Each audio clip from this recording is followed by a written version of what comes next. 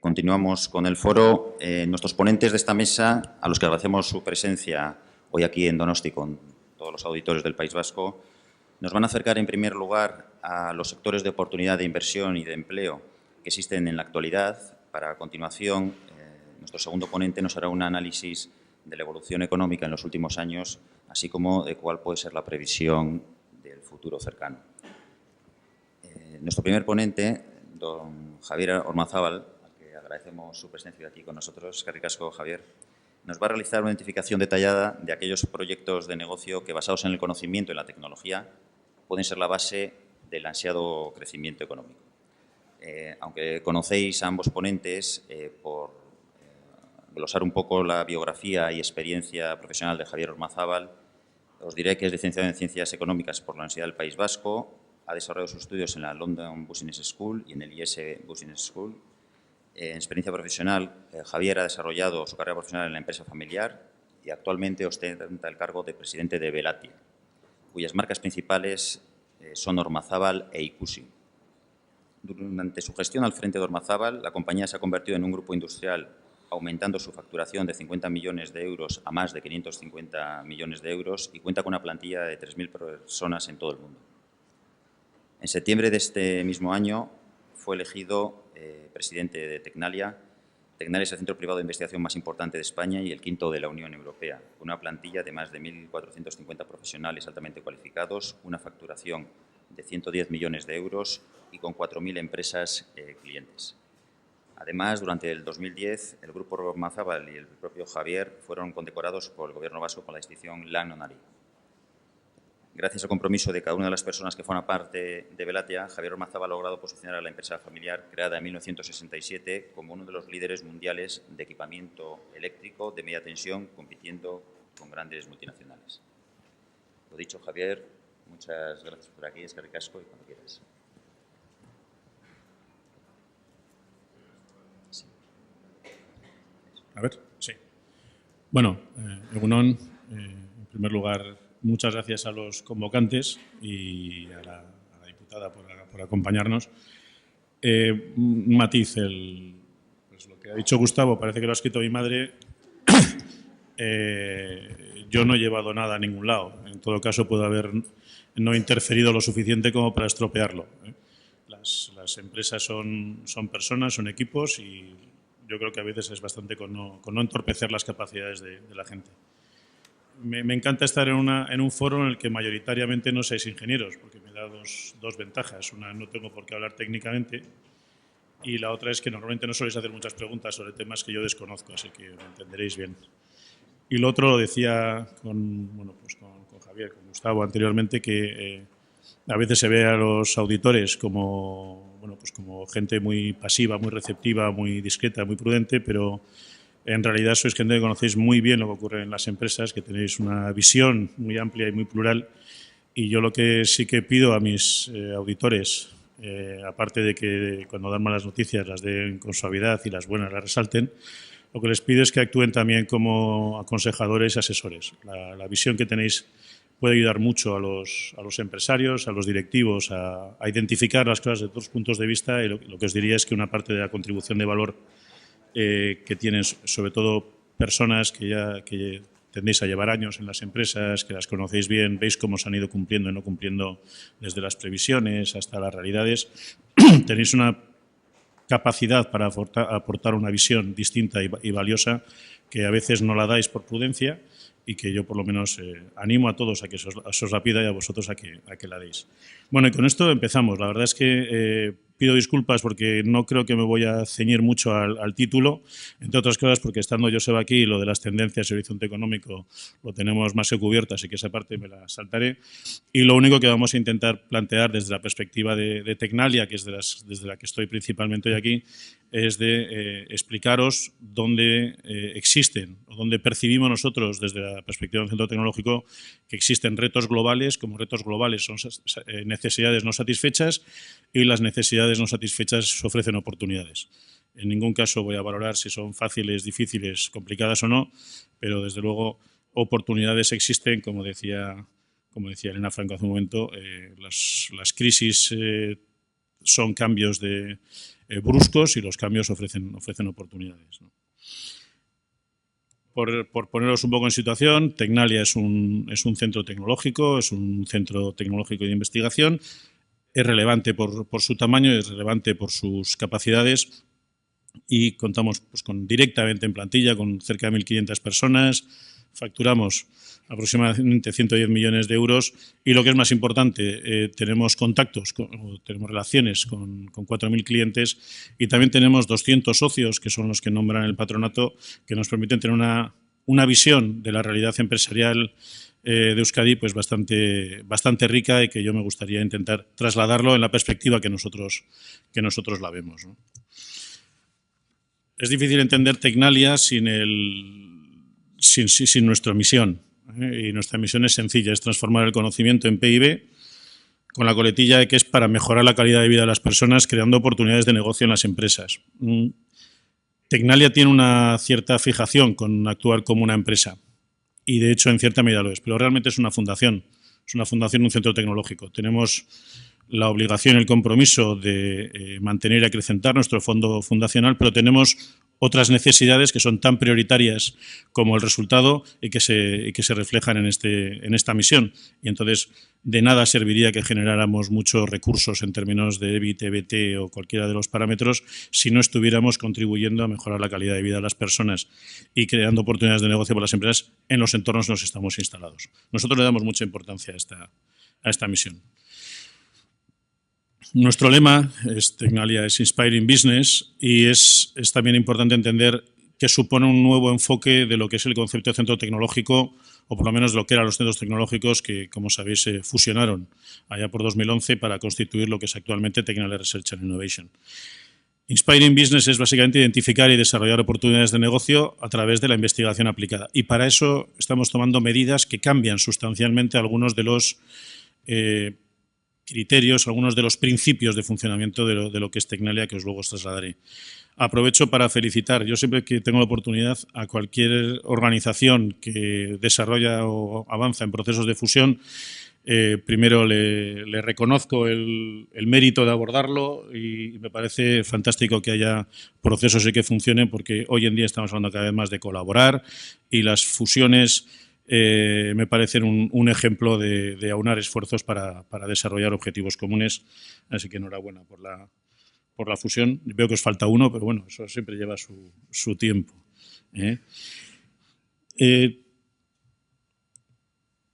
Como os he dicho, el contexto macroeconómico lo va a detallar con toda seguridad Joseba mucho mejor que yo. Y lo otro, que todos lo conocéis, o tan bien o mejor que yo, porque solo escuchando la radio cuando coges el coche y no hay una mala noticia que te consuma la emisión, pues tienes una idea de por dónde van los tiros, ¿no?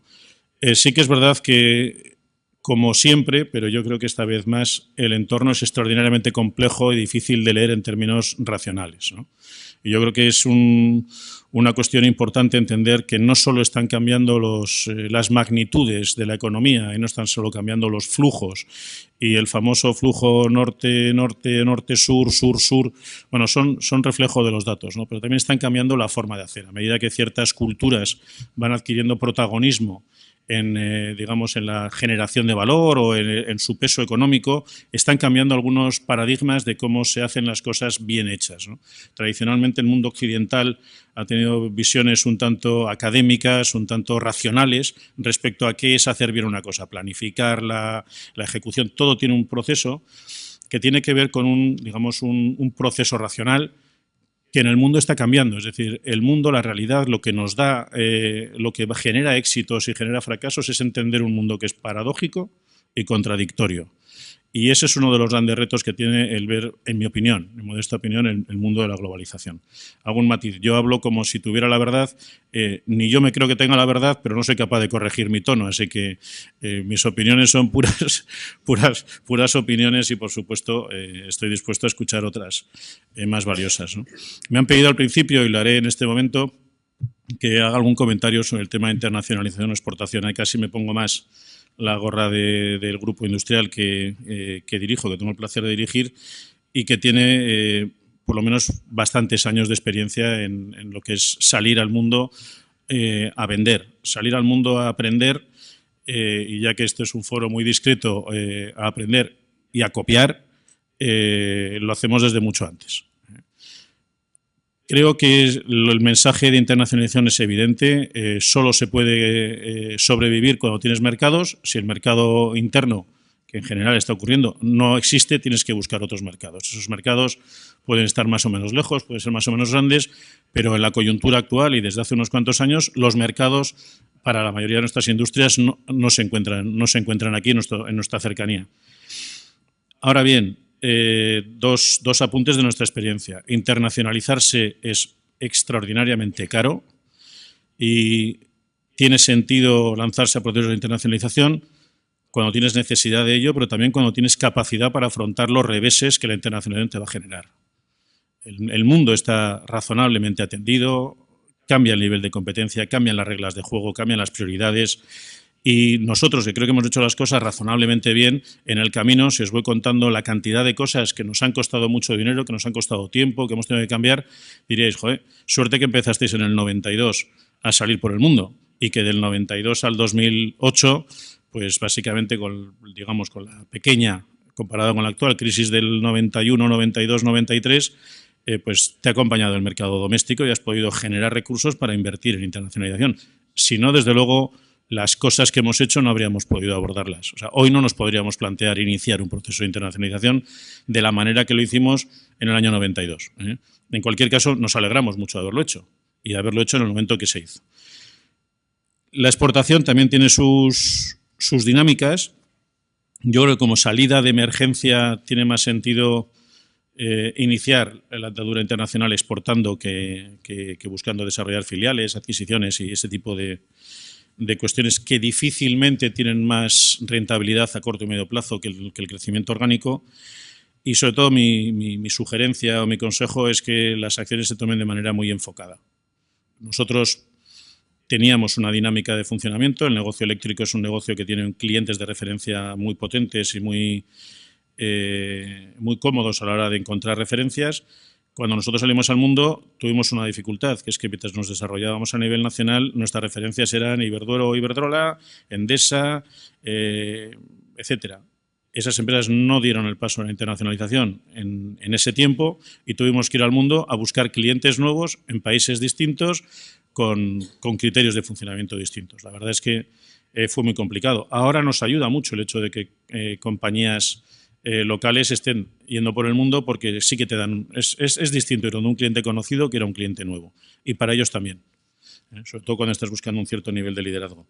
Mi sugerencia es siempre enfocar mucho y mi sugerencia es no hacernos mucho caso a los que estamos por el mundo en los países muy grandes. China es enorme, la India es enorme, Rusia es enorme, México es muy grande.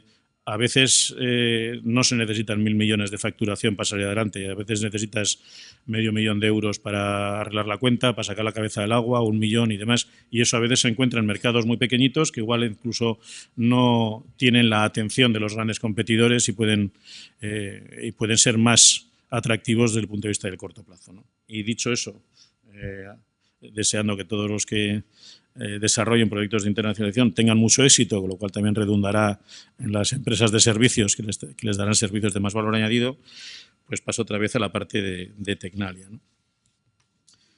En el mundo en general hay una problemática siempre entre la identificación de los retos, de los problemas. El término problemas, digamos, a mí no me gusta mucho, pero la tecnología a menudo dedicamos muchos recursos a solucionar problemas o abordar retos desde el punto de vista de la tecnología y hay un buen nivel de inversión. Es decir, en concreto, pues el País Vasco, pues la comunidad autónoma está invirtiendo por encima de la media europea en temas de I+D, pero existe eso que se llama el Valle de la Muerte, o eso es lo que llaman en Tecnalia, yo no lo había oído decir hasta entonces, que es cómo paso a convertir inversión en tecnología, en I+D, en valor en términos de PIB. Y es algo en lo que la eficacia de ese proceso no es la que debiéramos tener y es un área de mejora en la que todos tenemos que implicarnos, porque un problema es tener menos recursos y eso igual no podemos gestionarlo de una manera autónoma, pero gestionar mejor los recursos que tenemos, orientar mejor las iniciativas, donde el recurso es escaso, pues siempre hay que gestionarlo con más eficiencia, ¿no? Y a veces igual deberíamos estar concentrándonos desde las universidades hasta las empresas en proyectos que tengan una rentabilidad más clara o una perspectiva de rentabilidad quizás a más corto plazo, porque a veces la inversión a muy largo plazo en investigación pura pues está muy bien, habla de nivel país, pero a veces, en mi opinión, puede ser un poco cosas que te retraen muchos recursos y que a veces no generan un retorno en momentos en los que los recursos son tremendamente escasos. La labor de Tecnalia es cubrir ese hueco. Y una de las herramientas que Tecnalia ha creado para cubrir ese hueco es Tecnalia Ventures. No voy a explicar el cuadro, básicamente. Simplemente decir que Tecnalia Ventures es una iniciativa para desarrollar nuevos negocios a partir de ideas, a partir de tecnología, a partir de conocimiento, en la que Tecnalia hace la labor de identificar y valorar tecnologías, por simplificar, oportunidades de negocio que pasan por delante de nosotros y que no tienen, digamos, presencia en el mercado en ese momento. Y lo que hacemos es trabajarla hasta que se puede constituir como una startup y buscamos a alguien que sea nuestro socio para convertirlo en una empresa en caso de que sea un proyecto exitoso. Tecnalia no somos empresarios. Tecnalia somos un centro tecnológico en el que a veces surgen cosas que pensamos que pudieran dar respuesta a necesidades de mercado y que no están cubiertas por ningún fabricante. Entonces, Tecnalia Ventures, la idea es decir, bueno, vamos a hacer el trabajo hasta colocarlo en posición de presentárselo a gente que esté en el mercado, a empresas, a empresarios, a agentes que puedan desarrollar el proyecto y acompañamos durante el periodo que sea necesario o que tenga sentido para nosotros, ¿no? En estos momentos mantendremos vivas unas 20 iniciativas empresariales con participaciones por parte de Tecnalia en 17 de ellas y aunque la facturación es modesta, pues bueno, pues 10 millones y pico de euros de facturación en iniciativas de este tipo, más bien startups, que su sentido es que luego sean, digamos, impulsadas por quien tenga el espíritu emprendedor o el espíritu empresarial, pues me parece que es significativo y que también es un cambio en Tecnalia en el sentido de decir, bueno, hay que dar un paso adelante, todos tenemos que contribuir a generar valor, a convertir en PIB, y esta nos parecía una línea que podía ser realmente interesante.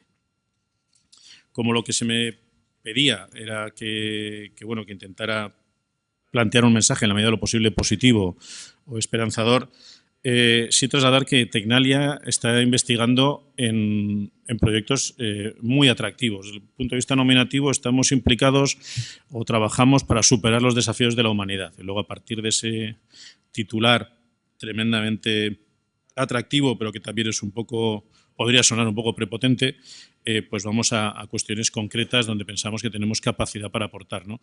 Pero sí que creemos que donde existen este tipo de desafíos existen oportunidades, que nuestro tejido empresarial, industrial y de servicios es capaz de plantearse retos ambiciosos, que los retos ahora se tienen que plantear en términos, en nuestra opinión, en mi opinión por lo menos, en términos globales, aunque luego la aplicación, el objetivo de la aplicación tenga un sentido más cercano.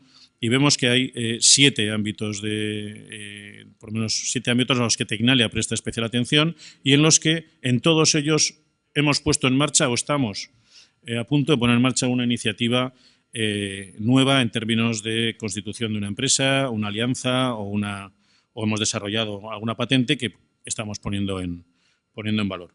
Entonces, en el ámbito de la industria y el concepto de la fábrica del futuro, creo que hay que entender que todos los países desarrollados están tomando medidas y medidas fuertes en el sentido de reforzar su posición industrial.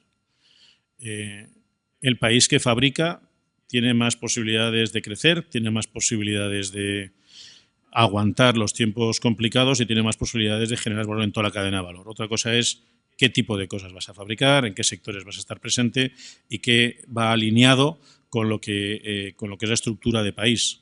Si consigues tener una industria que fabrica o que suministra bienes y productos de muy alto valor añadido, pues podrás soportar lo que una sociedad demanda a un nivel relativamente alto. Si vas a competir solo en términos de costes laborales o en términos de precio que también es un ámbito de negocio perfectamente defendible, pues lo que queda para la sociedad en términos de calidad de vida, pues probablemente no sea exactamente lo mismo, ¿no? Es decir, que hay iniciativas muy potentes en Estados Unidos, en Francia, en Alemania, en Japón, de cara a reforzar su estructura empresarial. En Estados Unidos es curioso la iniciativa de retornar fabricación a Estados Unidos, no solo retornar negocio, retornar las fabricaciones. El nivel de inversiones que Estados Unidos está planteando en crear centros tecnológicos, empresariales, industriales es tremendo. Francia acaba de lanzar un proyecto para desarrollar unas líneas estratégicas, de las cuales algunas están aquí reflejadas, con participación de las grandes empresas francesas y con varios miles de millones de euros dedicadas al proceso. Es decir, que desde Tecnalia pensamos que la industria y la fábrica del futuro son áreas relevantes, que quizás, y eso también es una reflexión interna, en los últimos años, muy probablemente debido a la crisis, algunas de nuestras industrias no están comparativamente al nivel de competitividad tecnológica de procesos y de fabricación de valor añadido que estábamos hace 10 años, y eso, en el caso concreto de Velatia, yo diría que es cierto y estamos trabajando para reconducirlo. Pero existen retos y los retos pues los tenéis ahí. Pero es que desde el punto de vista de los sistemas y procesos de fabricación inteligentes, la robótica, tanto la robótica inteligente como la robótica colaborativa, y no hablamos de los brazos tradicionales, sino de elementos con capacidad de funcionamiento bastante autónomo. Y existen sectores y oportunidades que ahora mismo nuestras empresas, socios y clientes están trabajando, están desarrollando y perciben que hay posibilidades de desarrollo. Por supuesto, componentes de automoción, de aeronáutica, bienes de equipo, maquinaria, las TICs, etcétera, ¿no? Esto es la perspectiva de la industria como sector donde se puede desarrollar. Otra cosa es que la industria puede aportar capacidad diferencial en otros segmentos, ¿no? La iniciativa más reciente que se ha constituido, digamos, asociada a este concepto, es una iniciativa que de hecho es una alianza, es entre los socios ahí reflejados, está pues Astilleros Murueta, Tamoin, Velatia, Vicinay y Tecnalia como centro tecnológico, para crear estructuras flotantes para parques eólicos en entornos de gran profundidad, donde no puedes anclarte al fondo marino. Entonces esperamos tener en un año tener una maqueta operativa, y se está pensando en utilizar generadores de 5 megavatios.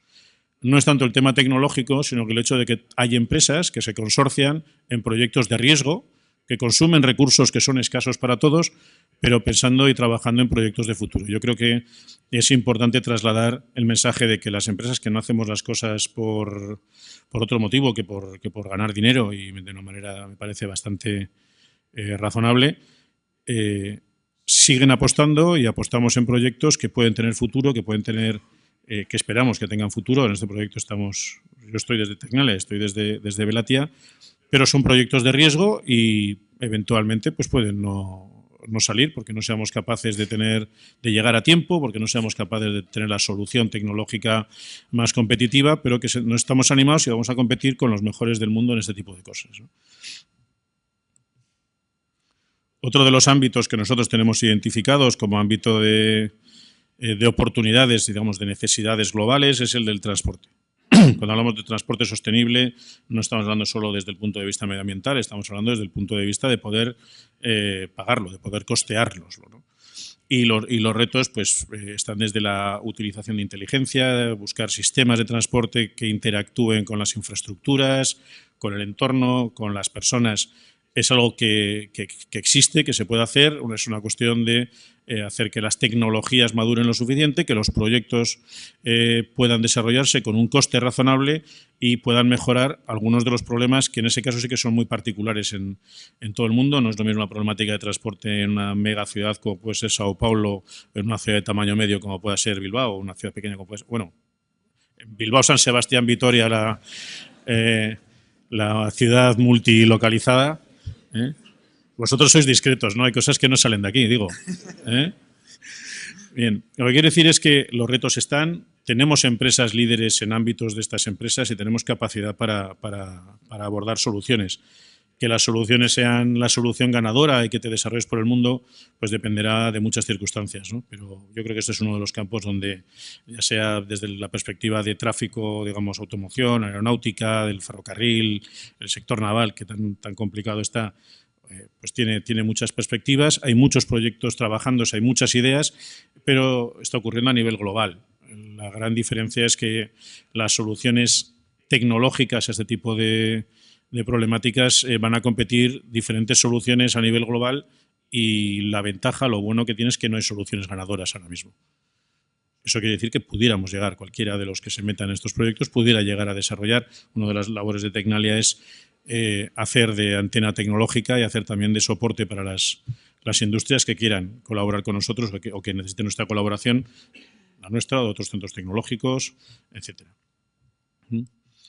En este ámbito, pues Caprocast básicamente está hablando de una tecnología para la fabricación, digamos, de una manera muy competitiva y en series pequeñas de piezas ligeras en composites. La reducción del peso en los vehículos es un elemento de sostenibilidad muy claro, es reducción del consumo de los combustibles, etcétera. Bueno, pues es una iniciativa que tenemos desarrollada y en marcha, modesta, pero con un potencial, yo creo que bastante fuerte, ¿no?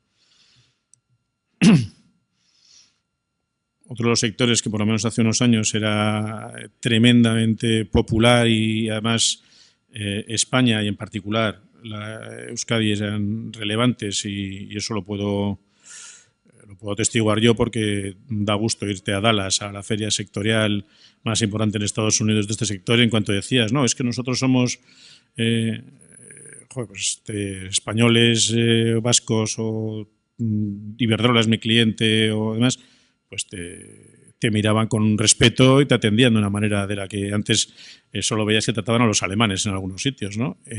Hemos sido líderes en este sector, todavía no hemos perdido el liderazgo, pero sí hemos perdido distancia. Este es uno de los campos donde no nos están comiendo el terreno los países emergentes a través de su competitividad en costes, de sus esfuerzos en I+D y de su avance significativo y de su capacidad por ser los dueños de los entornos donde se hacen estas inversiones, nos están recuperando terreno líderes mundiales. Y eso a mí me parece una pena y eso tiene más que ver con, digamos, no es una cuestión solo sectorial, sino un sector país. Llegar al liderazgo, al reconocimiento del liderazgo en algunos sectores que tienen tecnología y que tienen futuro y perderlo porque no eres capaz de mantener el nivel de inversión y de apoyo o porque lo has desarrollado mal, pues es doblemente doloroso, ¿no? Es un campo donde todavía hay mucho recorrido y yo espero que las circunstancias vayan evolucionando para que no perdamos el ritmo en este campo de las energías renovables y todo lo que tiene que ver con las energías bajas en carbono, ¿no? En este sentido, pues hay un proyecto que se llama Oceantec, en el que lo que se ha desarrollado es un dispositivo de captación de energía de las olas en el mar, en offshore, y que bueno, también es un proyecto a largo plazo. Estamos en la fase de prototipos funcionales, pero bueno, llevará su tiempo y es un proyecto pues también pues bueno, con un factor de riesgo porque muchos países, y digo países, no solo empresas, están desarrollando intentando desarrollar soluciones. Bueno, la solución más eficiente o las más eficientes serán las que funcionen y las que generen industria. Pero, repito, no estamos detrás de nadie en este campo, estamos compitiendo por ser de los primeros en el mundo en hacer sistemas de generación eléctrica, de generación basados tanto en las olas como en las mareas, y eso quiere decir que tenemos oportunidades. Dependerá en buena medida de lo bien o lo mal que hagamos las cosas. No sé cómo voy de tiempo, supongo que razonablemente mal ya. Entonces, no hace falta esto, lo tenéis disponible. Bien, todos aspiramos a envejecer y a tener buena calidad de vida en cuanto envejezcamos. Es un sector que está creciendo significativamente, es un sector, por poner un ejemplo, que tiene mayor desarrollo en los países, perdón por la redundancia, desarrollados, en Occidente y demás. Luego, no todo es destino a países emergentes y está habiendo una gran inversión a nivel global en todo lo que tiene que ver con autonomía de las personas mayores o con hándicaps o con problemas funcionales, hay temas de la e-health, etcétera, son bastante evidentes. Bueno, pues Tecnalia ha desarrollado en una iniciativa que se llama Iniciativa FIC, con una serie de empresas que han constituido un fondo para financiar un proyecto de generación de patentes a 10 años vista, y ha desarrollado un material que permite un montón de variedades, entre otras puede, inyectándole o quitándole aire de manera autónoma, adquiere rigidez o la pierde, lo cual, por ejemplo, para hacer sistemas de escayolas o sistemas de incluso para temas de usos de automoción se están valorando todas las opciones, pero básicamente el tener un elemento que, dándole a un pequeño elemento, adquiere rigidez para proteger y para sustituir a las escayolas, siendo reciclable y siendo reaprovechable, pues pensamos que tiene muy buena salida. Ha sido un premiado recientemente. Ha sido un proyecto premiado recientemente. Bueno, del mundo casi da vergüenza hablar. El mundo digital e interconectado está todo por hacer. Hay mucho hecho, está todo por hacer. La base de partida es muy importante. Hay que reconocer que hay un mundo en el que muy amplio, en el que no tenemos justificación razonable para plantearnos aspirar a liderazgos en este tipo de proyectos, pero existe mucho entorno de personalización, muchos huecos no cubiertos donde pueden dar salida desde empresas muy pequeñas a empresas muy grandes. Nosotros tenemos una iniciativa aquí que tiene básicamente es una plataforma en la que se pueden publicar y desarrollar videojuegos, ¿no? Entonces, esto para mis sobrinos y demás les va a gustar mucho más, sobre todo si les paso los mismos juegos. Pero es un sector que forma parte de la estrategia de muchos entornos a nivel global. El mundo del videojuego está sustituyendo en volumen, en tamaño a nivel de sector cultural al cine en muchos parámetros. Es decir, los niveles de inversión que te saca un Nintendo, cuando saca un nuevo juego de estos que no queda nadie vivo, pues son tremendamente importantes, ¿no? Bien, el futuro de las ciudades. A mí me gusta más tratarlo como los retos poblacionales, ¿no? Tenemos retos por la vía de las grandes ciudades. La concentración en las ciudades genera un problema en las propias ciudades que tiene que ver con la eficiencia energética, también tiene que ver con el transporte, como hemos visto antes, pero también tenemos una problemática asociada a que se está moviendo mucha gente de entornos rurales hacia las ciudades, y eso genera un problema sustancial, por ejemplo, de quién mantiene el entorno rural, que si no se trabaja y no se gestiona, el coste de evitar que se descontrole puede ser tremendo, ¿no? Entonces, también hay formatos, hay ideas, hay proyectos para que el éxodo hacia las ciudades se quede retenido. Uno de los motivos para el éxodo a las ciudades es la gente buscando oportunidades, ¿no? Y a ver, las oportunidades se dan porque en los entornos donde se encuentran no tienen energía, no tienen comunicaciones, no tienen buenas redes de transporte y no pueden desarrollar proyectos económicos en cualquiera de los formatos que se puedan hacer. Pensemos en grandes zonas del mundo, que podemos estar hablando desde Brasil hasta México, hasta Perú, hasta toda África, donde hay posibilidades de desarrollar o de apoyar el desarrollo de economías locales en entornos no urbanos que limiten o eviten un éxodo excesivo hacia las ciudades, que es un entorno muy eficiente que hay que desarrollar, pero que a partir de un punto, en mi opinión, genera tantos problemas el exceso de desarrollo de las ciudades como la falta de desarrollo de las mismas, ¿no? Bien, en este ámbito, pues el proyecto en el que estamos implicados es básicamente, se llama LUIX, y tiene que ver con un sistema de iluminación que ahorra hasta el 80% del consumo por la vía de la utilización de luminarias inteligentes y también de sensores que hacen que solo se ilumine cuando tiene sentido. O sea, circular por calles o ver calles que están iluminadas cuando no hay nadie en las calles, pues a veces no tiene mucho sentido si se puede evitar. Hay más iniciativas en este sentido en otros entornos, pero habrá que ver quién es capaz de dar una solución competitiva a proyectos de este estilo, que desde luego tiene un valor energético, un valor económico y un valor de sostenibilidad y en algunos casos yo diría que también de calidad de vida, ¿no? Tenemos el reto del cambio climático, donde pues también sabemos que hay una enorme cantidad de iniciativas en sectores no solo medio ambiente, sino también energía, construcción sostenible, el tema del tratamiento de los residuos, el reaprovechamiento de los materiales es un reto muy importante. Y en este caso nosotros, Digimet es un inicio de la explotación de una patente de Tecnalia para, la no generación o el aprovechamiento o la recuperación de polvos de acería, en el que nuestro socio es un fondo de inversión privado que ha creído en el proyecto, en la posibilidad de la patente tenga salida, y serán ellos los que nos ayuden a poner esa iniciativa empresarial en el punto donde pueda tener, digamos, continuidad a largo plazo, ¿no?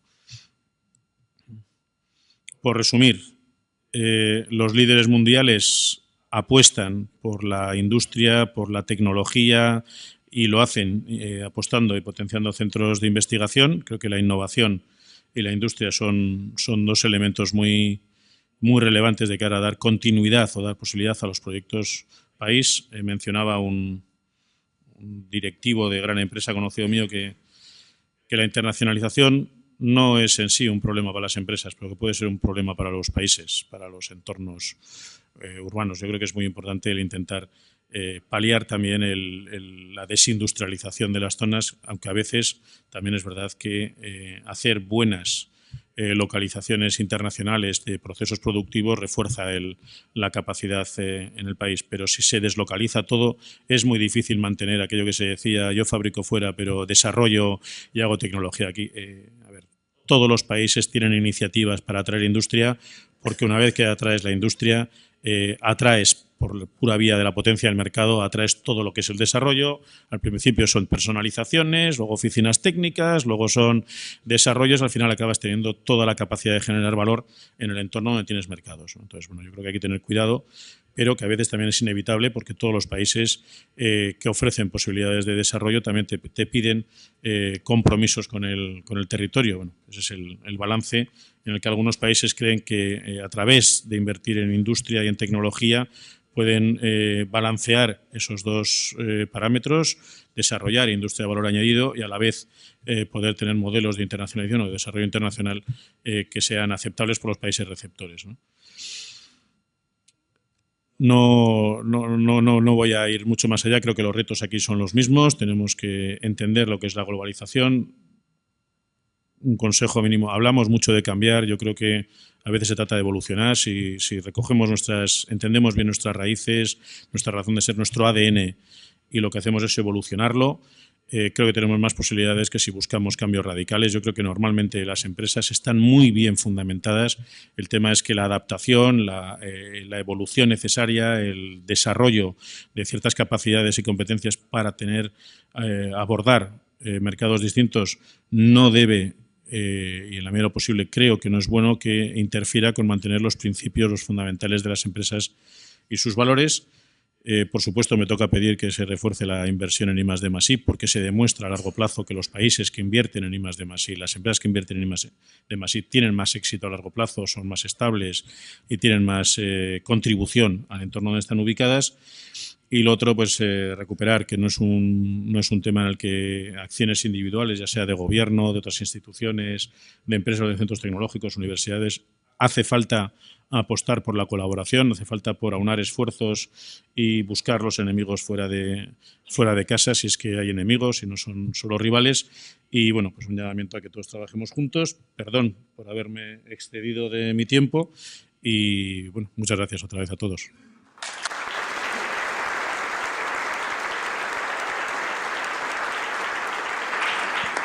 Muchas gracias, Javier, por tu interesante exposición y adelantarnos los proyectos en los que Tecnalia está inmersa y que tienen una base tecnológica muy significativa. Muchas gracias. Eskerrik asko.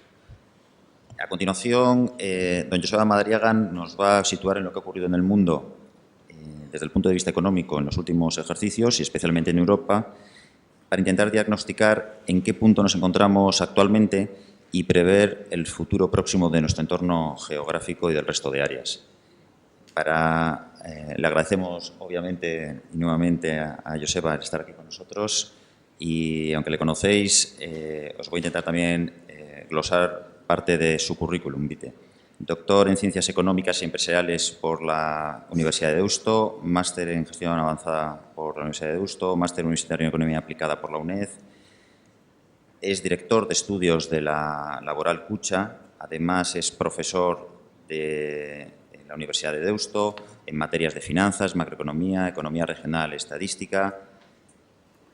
Adicionalmente, es autor de varios libros relacionados con dichas áreas mencionadas, además de autor y coautor de una treintena de artículos científicos en revistas y medios especializados. Asimismo, Joseba Madariaga es colaborador habitual en medios de comunicación, así como impartiendo conferencias como la de hoy. Cuando quiera, Joseba, muchas gracias. Eskerrik asko. Eskerrik asko, muy buenas. Bueno, en primer lugar, agradeceros la invitación. Yo creo que hoy tengo la suerte de estar rodeado de amigos, a quienes conozco, no porque yo sea auditor, sino que tengo bastante relación con el instituto, ¿no?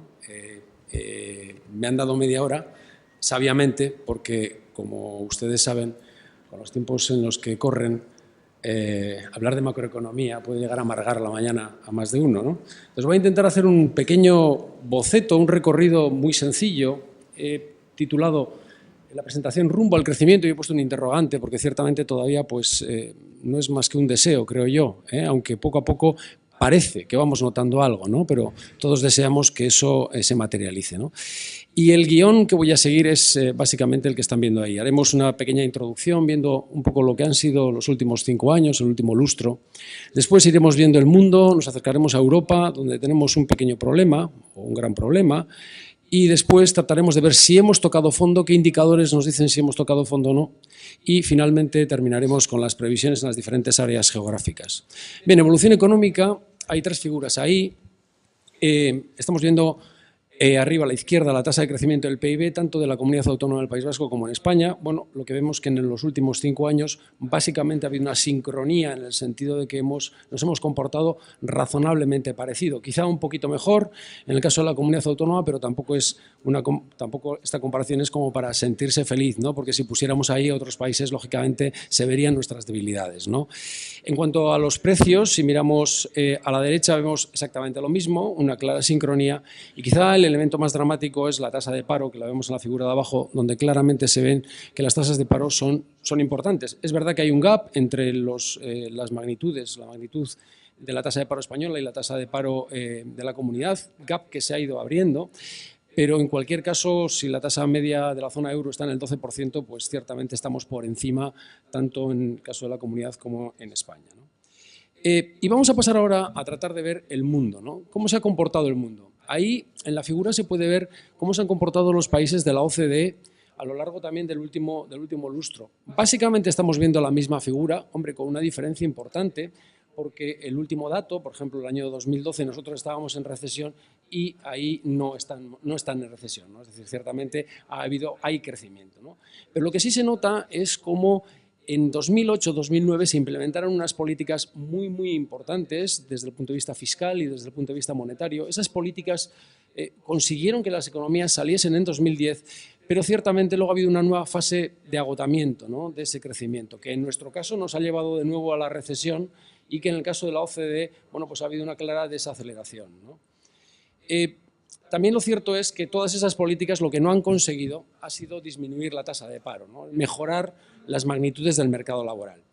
Pero la realidad del crecimiento, porque eso es a nivel global, bueno, un global que es los países de la OCDE, pero la realidad del crecimiento es diferente según las zonas geográficas y eso es lo que pretendo ahora repasar brevemente en las siguientes 3 transparencias, ¿no? En primer lugar está Estados Unidos. Estados Unidos ha conseguido, de alguna forma, tras implementar también unas políticas terriblemente agresivas, tanto fiscales como monetarias, ha conseguido un cierto nivel de crecimiento sostenido en torno al 2% y las expectativas son a mejor. Con todos los problemas que ellos tienen, como saben, acaban de terminar o acaban de dar un pequeño carpetazo, al menos temporalmente, a la problemática que se estaban enfrentando en relación a la parálisis administrativa, ¿no? Pero ciertamente Estados Unidos ha conseguido tener un cierto ritmo de crecimiento y la realidad del crecimiento se ha establecido en Estados Unidos. De todas formas, como digo ahí, todavía, aunque la Reserva Federal ya ha advertido que va a comenzar a reducir los estímulos monetarios o ha avisado de que puede haber una reversión, todavía, según la Reserva Federal, les queda recorrido, porque ellos estiman que la tasa de paro natural, lo que llamamos tasa de paro natural, sería algo así como la suma de lo que denominamos tasa friccional más la estructural, está en el entorno del 6,5%, y todavía esa tasa de paro en Estados Unidos es superior. Por lo tanto, todavía estiman que en la parte cíclica no han llegado al potencial de crecimiento de la economía, ¿no?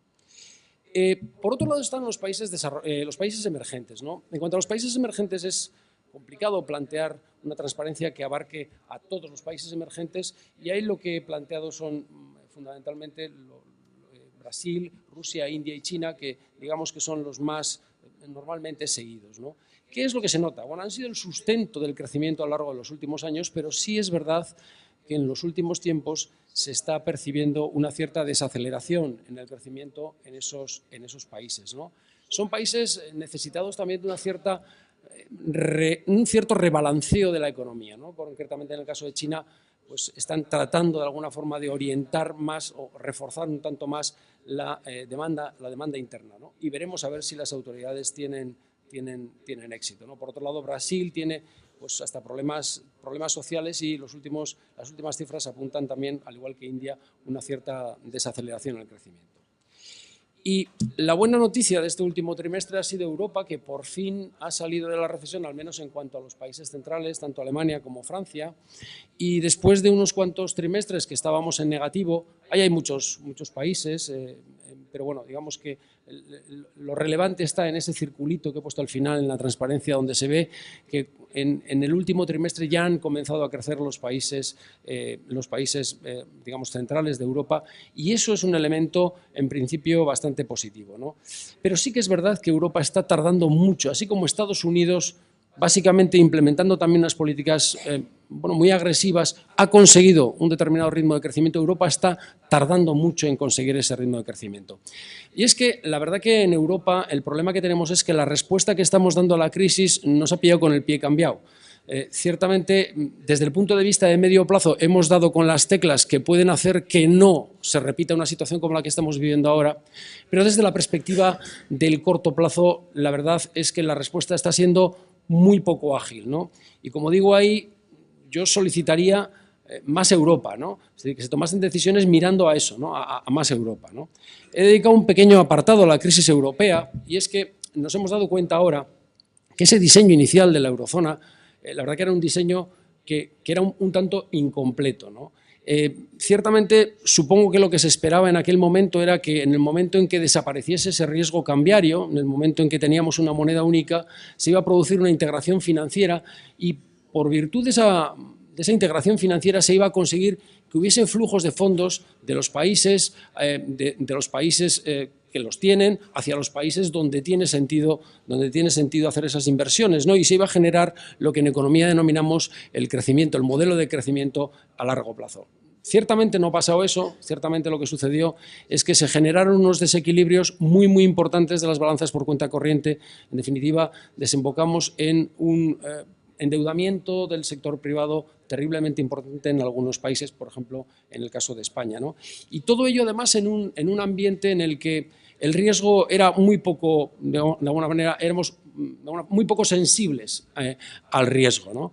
Ciertamente, después estalla una crisis, y tras estallar la crisis nos encontramos con que no solamente el sector privado estaba endeudado, sino que además el propio sector público tampoco había tenido un comportamiento coherente con lo que era el Pacto de Estabilidad y Crecimiento, y seguramente pues no se habían tratado de abordar o afrontar las reformas que eran ya también necesarias, ¿no?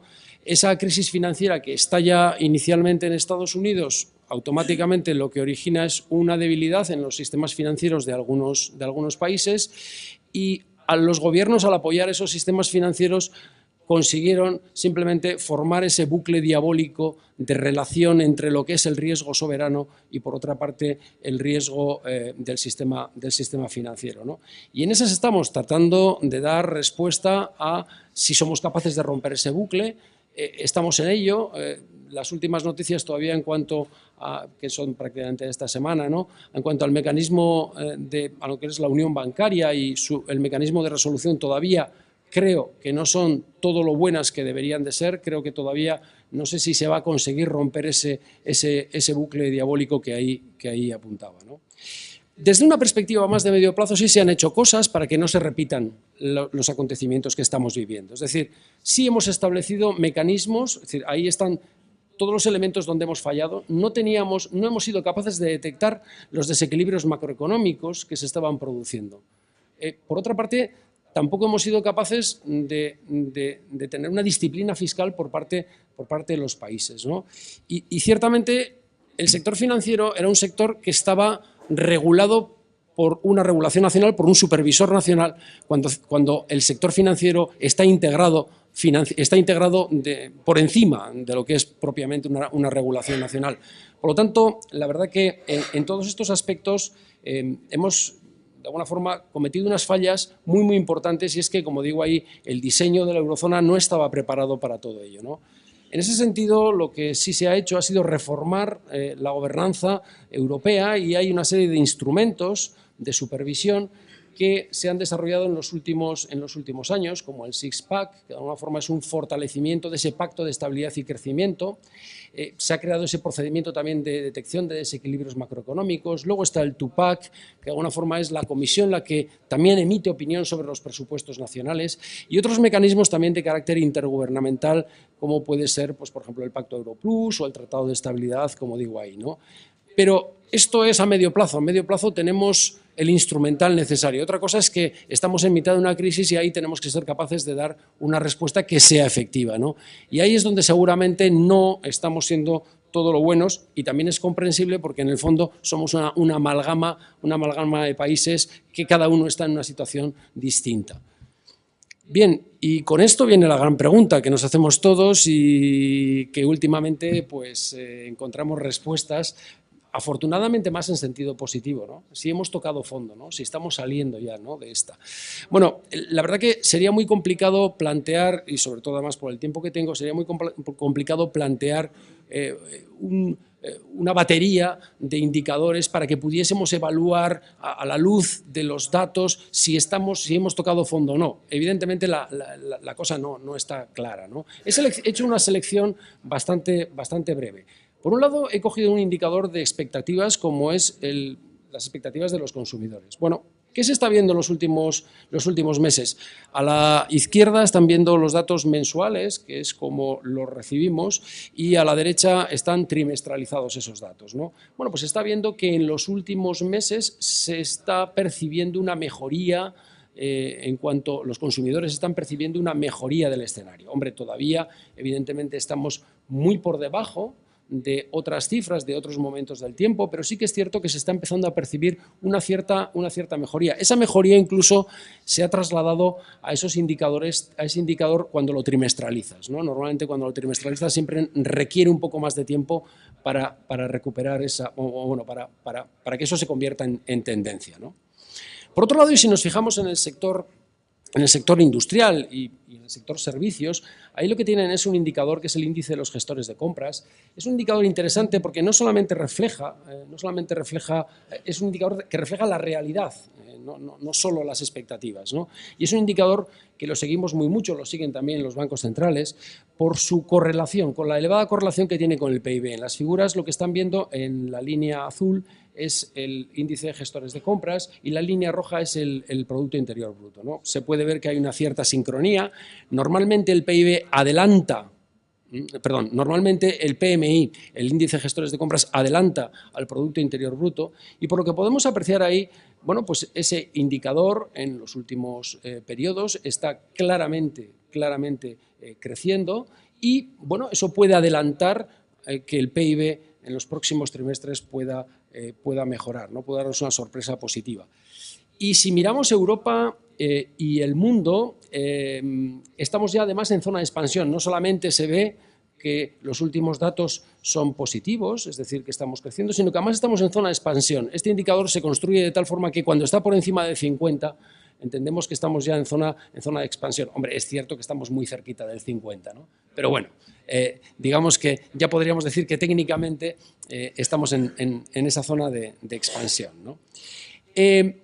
Bien, desde este punto de vista, por tanto, con esos dos indicadores, un indicador de confianza del consumidor por un lado y por otro lado un indicador que hace un seguimiento a lo que es el sector manufacturero y el sector de servicios, pues da la sensación de que hemos tocado fondo y que es posible que hacia final del año comencemos a notar esa mejoría, ¿no? Lo que sucede es que si ahora miramos las series de la economía real, pues ahí esa mejoría todavía no la estamos notando, ¿no? Lo que tienen ahí es la evolución del Producto Interior Bruto de España, en el caso de España, tanto en datos intertrimestrales en la figura de la izquierda como interanuales en la figura de la derecha. Y, hombre, bueno, pues sí que es cierto que los datos intertrimestrales, los últimos 3 trimestres han tenido un recorrido positivo, pero todavía estamos en negativo. Es decir, el último trimestre del año pasado fue un menos 0,8, una caída muy abrupta. En el primer trimestre de este año hemos caído 4 décimas y el último dato ha sido un dato de una caída de únicamente 1 décima, ¿no?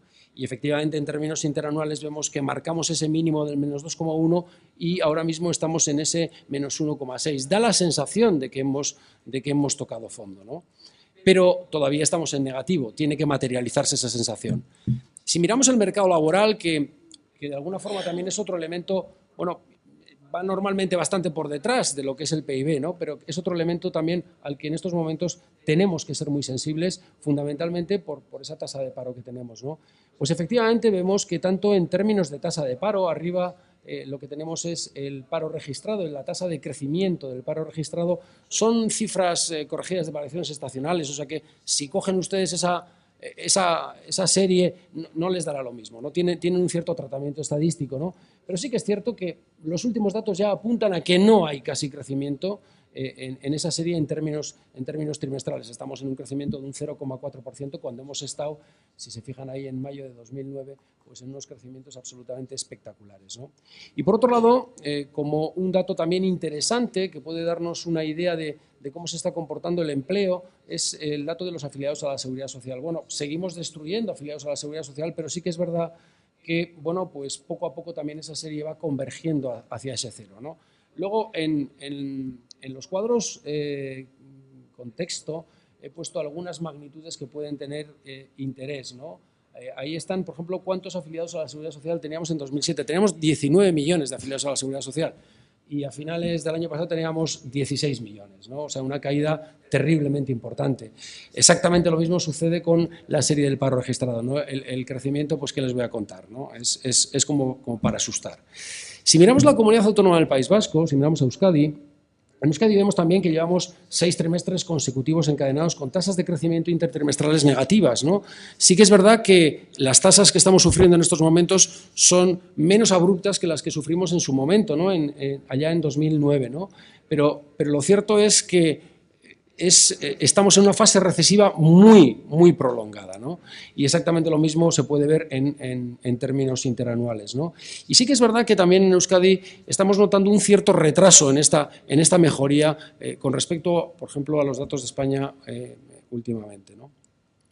Si miramos las magnitudes del mercado laboral, pues venimos a apreciar prácticamente lo mismo. El paro registrado ahora está abajo, en la figura de abajo, y ese paro registrado parece que ha marcado máximos ahí en 2012, bueno, mirando la última parte de la serie, y poco a poco va convergiendo hacia el cero, pero la última cifra, como apunto ahí, todavía es en términos interanuales un crecimiento del 10%, o sea que es importante, y pasa exactamente lo mismo con los datos a los afiliados a la Seguridad Social, ¿no?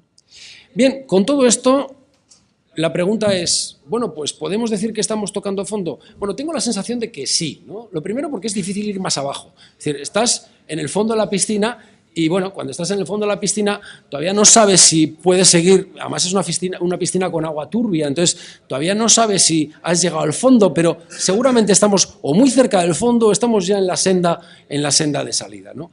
Lo que sucede es que ahí apunto en esa transparencia una serie de cuestiones que yo denomino clave, ¿no? La verdad es que, bueno, imaginemos que salimos, ¿no? La pregunta es, ¿y cómo vamos a salir? Es decir, ¿qué expectativas tenemos de esa salida, ¿no? Bueno, pues la verdad es que es difícil pensar que la demanda interna pueda convertirse en el motor de la economía, ¿no? ¿Por qué? Bueno, pues por muchas razones. Primero porque, como digo ahí, el sector público está en pleno ajuste y además ese ajuste va a continuar. Es decir, controlar el crecimiento de la deuda requiere crecer, requiere tener superávit primario y requiere tener unos tipos bajos, requiere todo eso, ¿no? Sobre todo es muy importante crecer, sobre todo es muy importante crecer. Luego tenemos un sector privado que también está endeudado. Por tanto, es difícil pensar que esa demanda interna pueda ser el motor de la economía, ¿no? Necesitamos un sector financiero que esté saneado. Bueno, en ese sentido, yo no puedo decir que no, por lo menos porque en este caso estoy representando una entidad aquí, ¿no? Pero ciertamente el sector saneado, el sector financiero también es un sector que ha sufrido lo suyo. En estos momentos tengo la sensación de que estamos mucho mejor, desde luego, que hace unos pocos años, ¿no? Y la pregunta es, ¿puede ese sector exterior liderar el crecimiento? Y eso es lo que estamos tratando de observar, ¿no? Esta es una de las llaves. Estamos en ese proceso incipiente que apunto ahí, ¿no? Esa especie de círculo virtuoso que apunto ahí. Ese crecimiento exterior puede impulsar la inversión, esa inversión del sector industrial puede impulsar el empleo, el crecimiento de la renta, el consumo, la demanda interna en definitiva, ¿no? Y este círculo virtuoso es el que todavía está en su fase muy, muy inicial. Para el próximo año hay algunas instituciones que esperan que haya un crecimiento de la inversión. Y espero que ese crecimiento de la inversión no solo sea por reposición, sino que además sea un crecimiento de la inversión porque han cambiado las expectativas, ¿no? Bueno, estamos, insisto, en una fase muy incipiente de este proceso que confiemos en que se vaya materializando, ¿no? Y la duda que tenemos, la duda que al menos tengo yo es si vamos a ser capaces de tener un crecimiento suficientemente dinámico como para que podamos mejorar las magnitudes de ese mercado laboral que ciertamente pues son bastante vergonzantes, ¿no? Previsiones, y voy terminando. Bueno, en lo que respecta al mundo, ahí básicamente lo que vemos es el año 2012, 2013 y 2014. En lo que respecta al mundo, pues hay como una división muy clara, como siempre, los países emergentes que están en la parte final de la figura, a la derecha, pues lógicamente los rectángulos siempre son más elevados, pero si comparásemos esta figura con la que teníamos a principios de año, en determinados países desarrollados, los rectángulos empiezan a ser ya con cierta magnitud, ¿no? A principios de año, en los países desarrollados, los rectángulos casi tenían muy poquita altura, ¿no? En ese sentido, bueno, pues Estados Unidos, como he apuntado antes, es una clara realidad de cara al crecimiento, ¿no? Y debajo están los precios. En cuanto a precios, evidentemente, con la situación de la demanda global, he dejado de comentar una figura antes en la segunda transparencia porque es un tanto complicada, pero ciertamente desde el punto de vista global todavía no estamos al crecimiento potencial de la economía, por tanto no se espera que, dada esta situación de la demanda, tengamos problemas de inflación, ¿eh? Otra cosa es también luego que habrá que ver qué sucede con otros elementos como puede ser el precio del petróleo, ¿no?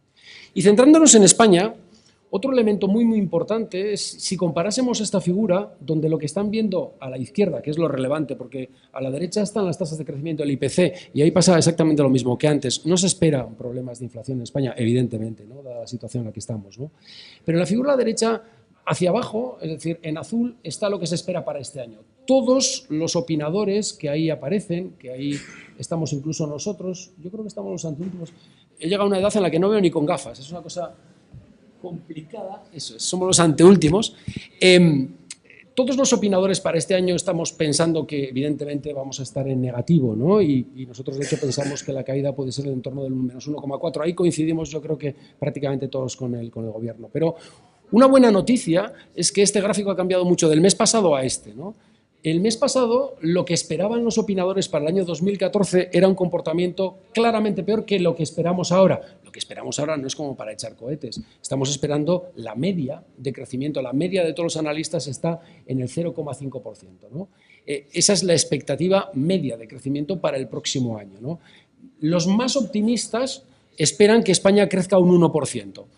Y hay algunos que son pesimistas claramente y que todavía incluso esperan que el año que viene sigamos en recesión, pero son ciertamente los menos, ¿no? Estaríamos en ese entorno del crecimiento del 0,5, de Guindos 0,7, más o menos la expectativa del gobierno. Y comunidad autónoma, ¿no?, que es también obligado, ¿no? Nosotros solemos elaborar, bueno, tenemos dos formas o dos metodologías de análisis, no sé por qué poner Navarra, porque no debería poner Navarra, pero en realidad es Comunidad Autónoma del País Vasco. Ese es un fallo mío. Bueno, Decía, nosotros tenemos dos metodologías de análisis y aquí lo que estoy volcando es una de ellas, la de más corto plazo, ¿no?